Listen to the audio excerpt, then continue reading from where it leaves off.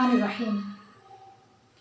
ماضی کی یاد میں دل و جان رش کے طور ہیں، جلوے وہ آج بھی میری آنکھوں کا نور ہیں۔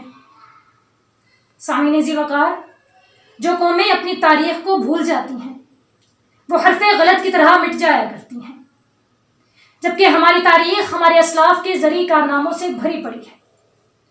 ہم نے ہمیشہ وقت کی سنگینیوں سے ٹکر لی ہے اور ہمیشہ نامساعد حالات ہماری کاوشوں کو اڑان عطا کرتے رہے۔ صاحب صدر، موضوع سخن یہ غازی یہ تیرے پر اسرار بندے اسلام کے ان عظیم مجاہدوں کی یاد دلاتا ہے جو حق و باطل کے مرکز اول سے لے کر آج تک اسلام کے لیے سینہ سپر رہے۔ علامہ اقبال ان بہادروں کو خراج تحسین پیش کرنے کے لیے یوں گویا ہوئے: یہ غازی یہ تیرے پر اسرار بندے جنہیں تو نے بخشا ہے ذوق خدائی، دو نیم ان کی ٹھوکر سے صحرا و دریا، سمٹ کر پہاڑ ان کی ہیبت سے رائی۔ سامعین ذی وقار، صدیوں پہلے اندلس کے ساحل نے وہ دل افروز منظر دیکھا تھا جب طارق بن زیاد نے ساحل پر اترتے ہی کشتیوں کو جلا کر اپنی مٹھی پر فوج کے لیے واپسی کی تمام راہوں کو منقطع کر دیا۔ محمد بن قاسم نے ایک بنت مسلم کی آبرو کے لیے وقت کے فرعون سے ٹکر لی اور وہاں حضرت حیدر قرار نے ایک ہاتھ سے درِ خیبر اکھاڑ پھینکا، مٹایا کیسر و کسریٰ کے استبداد کو جس نے وہ کیا تھا؟ فقر بوذر، زور حیدر، صدق سلمانی۔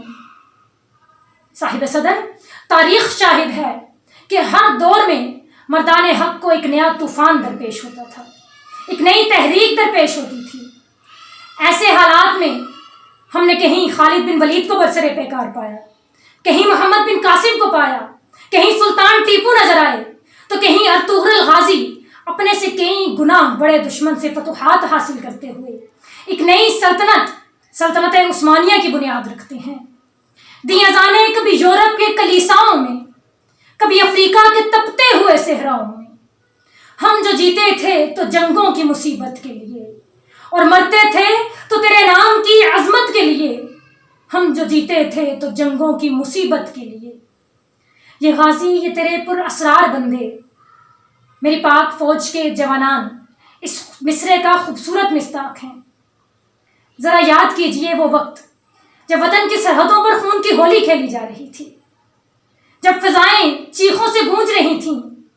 جی ہاں، 6 ستمبر سن 1965 کی وہ گھٹا ٹوپ رات جب دشمن اپنے ناپاک عزائم سے وطن عزیز میں داخل ہوتا ہے اس ارادے کے ساتھ کہ صبح کا ناشتہ لاہور کریں گے، مگر پاک فوج کی جوانان ان کی راہوں میں سیسا پلائی ہوئی دیوار بن کر کھڑے ہو جاتے ہیں، اور وہ جو اس ارادے کے ساتھ آئے تھے زندگی بھر کا کھانا بھول گئے۔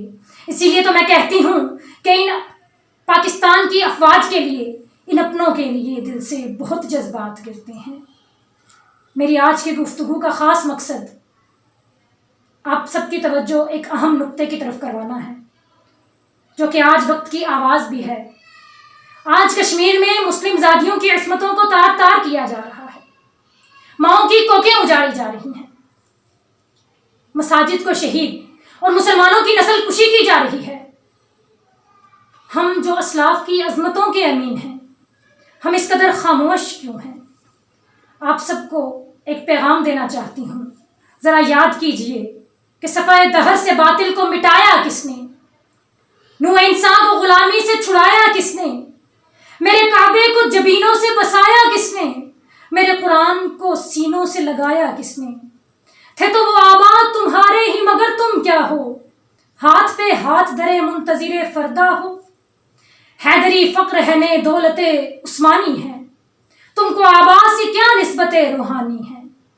آپ کے لیے میرا آخر میں پیغام یہ ہے کہ اب اے بندہ مومن، کشتی حق کا زمانے میں سہارا تو ہے، عصر نو رات ہے، دھندلا سا ستارہ تو ہے، وقت فرصت ہے کہاں کام ابھی باقی ہے، نور توحید کا اتمام ابھی باقی ہے،